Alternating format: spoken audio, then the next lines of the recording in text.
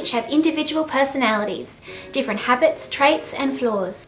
Being an opinionated, self-righteous narcissist, I can quite easily categorise any of your traits into being either acceptable or unacceptable. All traits unacceptable? Snoring! Anyone who snores, being a trait I know they cannot control and happens without their permission, are to attend camps to be reformed from such vileness, as a continuance of this lifestyle choice is not an option. Anyone found to be snoring will have fewer job opportunities. Snorers can't be teachers, politicians, soldiers, or work with children in any way.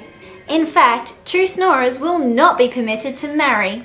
And all photos of snorers in affectionate or intimate poses will be removed from all social networking sites, lest they be seen by other snorers and the trait be seen as anything but the unacceptable abomination it is.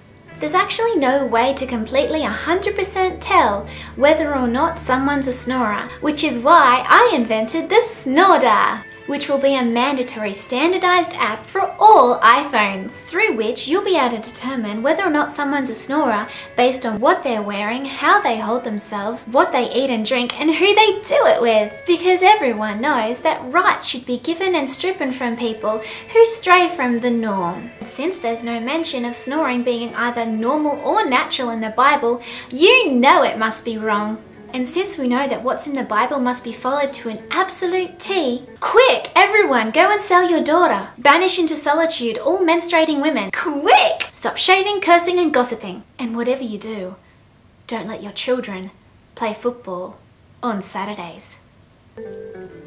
Or let snorers marry. So spaketh the Lord.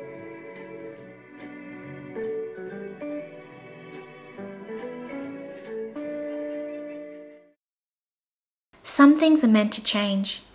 Thank you for not selling your daughter. Now it's time to let everyone marry.